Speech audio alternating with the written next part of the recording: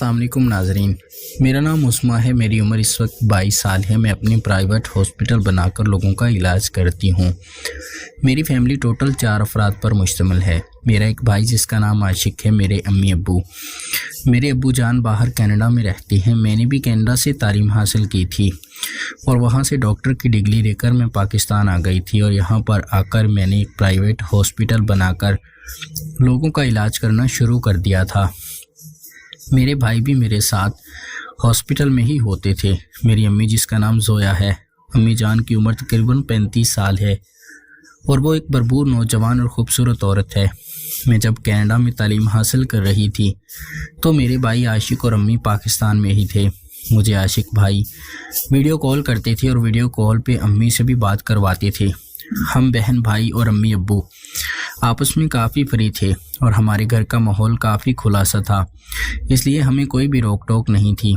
आशिक भाई भी अम्मी के साथ खुलकर हंसी मजाक करते थे और मैं भी आशिक भाई के साथ काफ़ी फ्री थी। क्योंकि मैं डॉक्टर थी और मेरा अपना हॉस्पिटल था, इसलिए मेरे पास गाड़ी भी थी और हमारे पास पैसे की कोई कमी नहीं थी।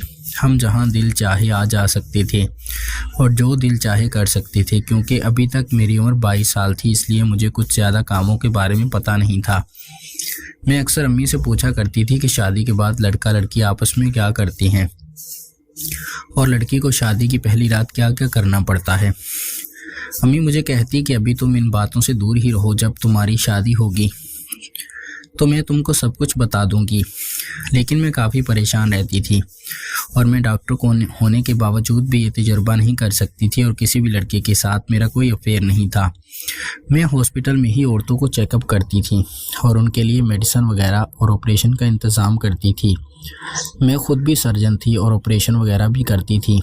एक रात हम दोनों बहन भाई हॉस्पिटल में मौजूद थे कि एक 15 साल लड़की का केस हमारे हॉस्पिटल में आया, जिसको काफ़ी ब्लीडिंग हो रही थी और उसके नीचे से खून जारी था। मैं उसकी हालत देखते ही कांपने लगी थी, क्योंकि उसको बहुत बुरी तरह से ज़्यादती का निशाना बनाया गया था और उसके सारे कपड़े भी खून से ख़राब हो चुके थे। आशिक भाई भी उस हालत को देखकर काफ़ी परेशान हो गए थे। मैं उसको ऑपरेशन थिएटर में ले गई और उसका इलाज करने लगी। इलाज करते हुए मैंने उस लड़की से पूछा तो उसने बताया कि मेरे भाई ने मेरा ये हाल किया है और मेरे साथ ज़्यादती की है। मैंने उसे तफसील से पूछा तो उसने बताया कि मेरा सगा भाई नहीं है, मेरी अम्मी वफ़ात पा गई थी, जिसके बाद मेरे अब्बू ने शादी कर ली थी और शादी करने के बाद मेरे अब्बू का एक ही बेटा था जो मेरा सौतेला भाई था। हम हंसी खुशी ज़िंदगी गुजार रहे थे, मगर एक दिन अब्बू किसी काम से बाहर गई तो अम्मी ने मुझे भाई के हवाले कर दिया और अम्मी की सरपरस्ती में ही मेरे साथ ज़्यादती हुई। मैं अभी 14 साल की कमसून लड़की हूँ, इसलिए मुझे काफ़ी ब्लीडिंग होने लगी और मेरा खून काफ़ी बहने लगा।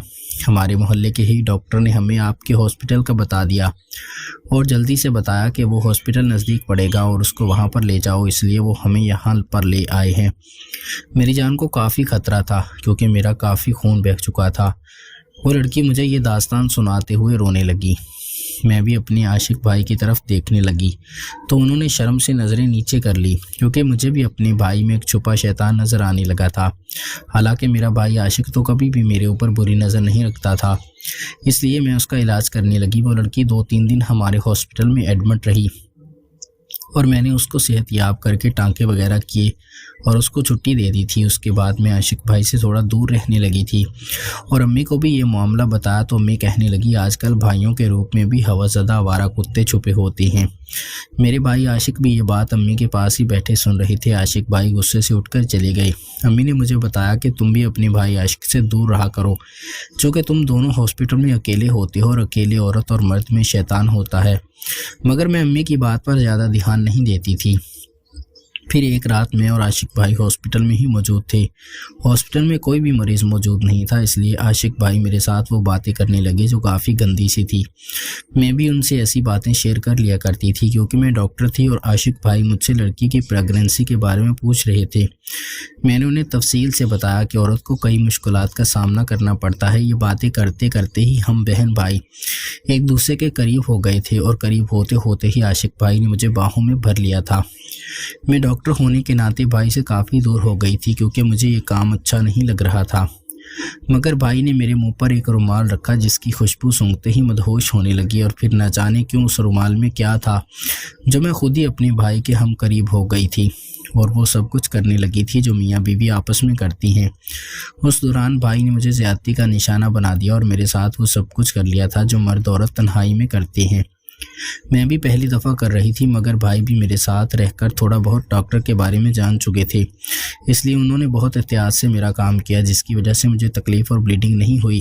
اب میں مسلسل بھائی کے ساتھ اس تعلق میں آ چکی تھی کیونکہ بھائی نے مجھے مجبور کر دیا تھا۔ انہوں نے میری ویڈیو بنا لی تھی اور موبائل پر مجھے دکھانے لگے کہ اگر تم یہ سب نہیں کرو گی تو میں تمہاری یہ ویڈیو امی کو سینڈ کر دوں گا کہ دیکھو تمہاری بیٹی خود ہی اپنے بھائی کے ساتھ وہ سب کچھ کر رہی ہے اور مجھے کرنے کے لیے مجبور کر رہی ہے، کیونکہ جس دن ہم نے وہ تعلق آپس میں قائم کیا تھا اس دن بھائی نے مجھے وہ رومال سنگھایا جس میں عجیب سی خوشبو تھی، تو میں خود ہی بھائی کے ساتھ زیادتی کرنے لگی تھی اور میں نے زبردستی بھائی کو پکڑ کر اس کے ساتھ کیا تھا۔ یہ سب بچھایا ہوا جال عاشق بھائی کا ہی تھا، مگر اب میں مجبور ہو چکی تھی اور اس کے ساتھ کرنے کے لیے مجھے مجبوراً راضی ہونا پڑا تھا۔